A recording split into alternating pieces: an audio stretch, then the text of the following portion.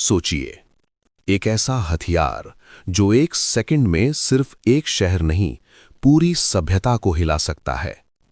ना इसकी आवाज पहले सुनाई देती है, ना ये दिखने में बहुत बड़ा लगता है, लेकिन जब असर होता है तो इतिहास के पन्ने जल जाते हैं। आज हम बात करेंगे हाइड्रोजन बॉम्ब की, इंसान की बनाई सबसे खतरनाक और विनाशकारी ताकत। अक्सर लोगों को लगता है कि हाइड्रोजन बॉम्ब बस एक ज्यादा ताकत वाला एटम बॉम्ब है, लेकिन सच्चाई यह है कि दोनों में जमीन आसमान का फर्क है। एटम बॉम्ब में परमाणु टूटते हैं, इसे कहते हैं फिशन। हाइड्रोजन बॉम्ब में परमाणु जुड़ते हैं, इसे कहते हैं फ्यूजन। यही फ्यूजन सूरज के अंदर हर सेकंड होता है। यानी इंसान ने सूरज जैसी ताकत एक हथियार में कैद कर ली। अब जरा इसकी ताकत को नंबरों में समझते हैं।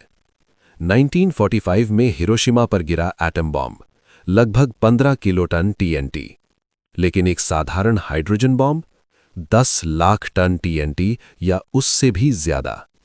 इतनी ताकत के पल भर में तापमान सूरज की सतह से भी ज्यादा। स्टील पिघल जाए, इंसान तो दूर उसकी परछाई तक मिट जाए। और ये असर सिर्फ धमाके तक सीमित नहीं रहता। हाइड्रोजन बॉम्ब का सबसे डरावना हिस्सा है रेडिएशन और गर्मी की लहर। कई किलोमीटर तक सब कुछ जल जाता है। जो बचते हैं उन्हें सालों तक बीमारियां होती हैं, कैंसर, जन्मदोष और जहरीली जमीन। यानी नुकसान पीढ़ियों तक चलता है। इतिहास का सबसे बड़ा धमाका 1961 में हुआ। रूस ने एक बॉम्ब टेस्ट किया, नाम था तार बॉम्बा। ताकत 50 मेगाटन। हिरोशिमा से लगभग 3000 गुना ज्यादा। धमाका 1000 किलोमीटर दूर तक महसूस हुआ।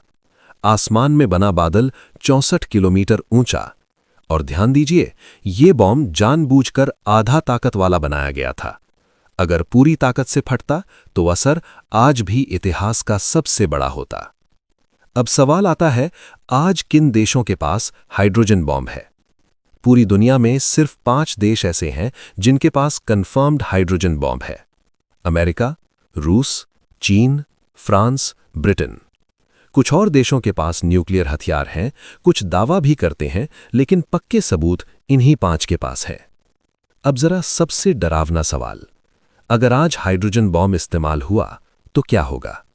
ये सिर्फ 2 देशों की लड़ाई नहीं होगी। रेडिएशन दूसरे देशों तक फैलेगा, वातावरण बदलेगा, सूरज की रोशनी कम होगी। इसे कहते हैं न्यूक्लियर विंटर। फसलें खराब, खाने की कमी, भुखमरी, पूरी दुनिया प्रभावित। यानी एक बॉम्ब और पूरी मानवता संकट में। तो फिर हाइड्रोजन बॉम्ब देश बनाते क्यों हैं? जवाब है डर और संतुलन। हर देश सोचता है, अगर मेरे पास नहीं होगा तो सामने वाला हमला कर सकता है। इसी सोच को कहते हैं न्यूक्लियर डिटरेंस। मतलब ताकत इसलिए नहीं कि इस्तेमाल की जाए, बल्कि इसलिए कि कोई शुरू करने की हिम्मत ही ना करे। लेकिन खतरा अब भी है। सिस्टम फेल हो सकता है, इंसान गलत फैसला ले सकता है। एक गलती पूरी दुनिया की कीमत बन सकती है। इसलिए हाइड्रोजन बॉम्ब सिर्फ हथियार नहीं, ये एक चेतावनी है। हाइड्रोजन बॉम्ब हमें ये याद दिलाता है कि इंसान ने भगवान जैसी ताकत तो बना ली, लेकिन समझ अभी भी सीख रहा है।